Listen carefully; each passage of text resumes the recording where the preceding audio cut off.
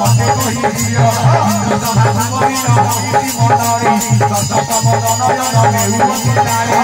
आत्मति जते गोर दुजरा तुम पद पाद तले पशुचित तुम पद धरि चंदन समान सभागे बोली हेउछि करिबे कल्याण हरि बोल संगे लागि देबे नाम ताली नाम भजनर सभा करिब उचुली हरि बोल शब्द ज्ञानी जेते दूर जाई गो हत्या ब्रह्म हत्या झाली न पलाई हरि बोल कहि राजा हाथे तुल्य तुल्य जिए भाई रजकी रंजन आहुरी माने गुजाने लियरे हरि बोल संगे देव नाम ताली मारी भेटौ कामाई मोटका आरे मोटका आरे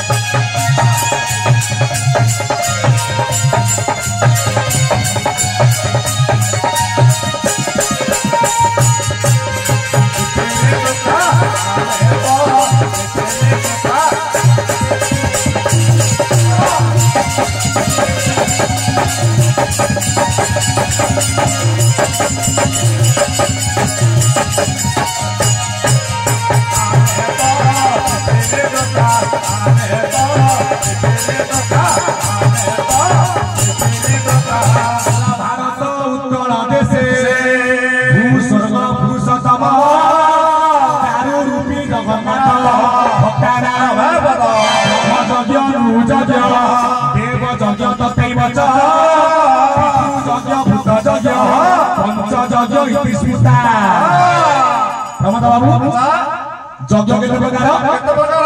ब्रह्म यज्ञ नृ यज्ञ आउ को यज्ञ देव यज्ञ भूत यज्ञ पितृ यज्ञ केते यज्ञ होला चारिटी कलि जुग रे को यज्ञ सार ना नाम यज्ञ अपा यज्ञ पर से सत्य जुगे चारि यज्ञ सुर ज्ञानी चंद श्रेष्ठ यारे चारि यज्ञ होई बोला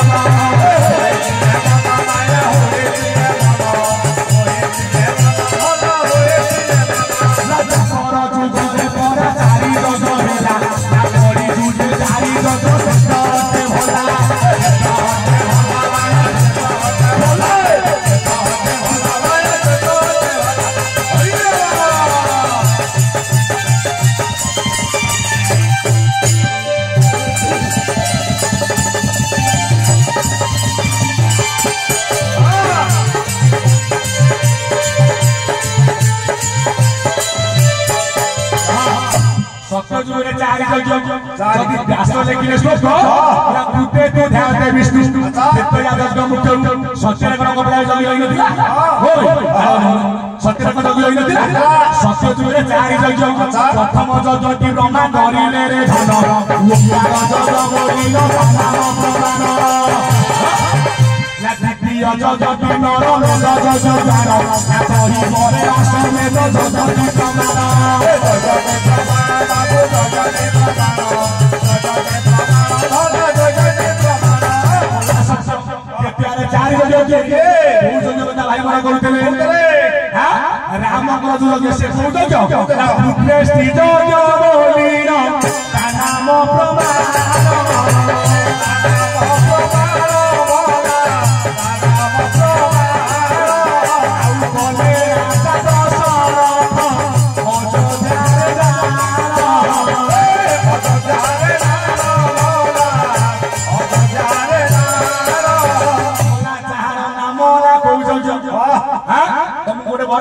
से नाम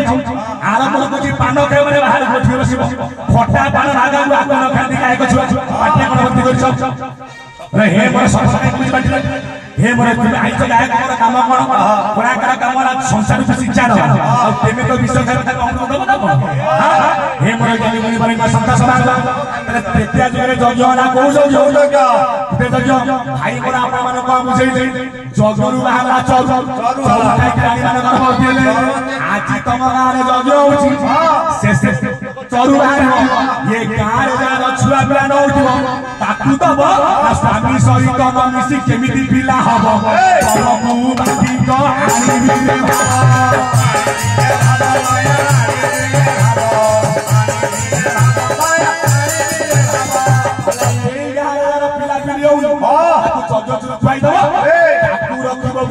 स्वामी सहित मिसे पिला हब त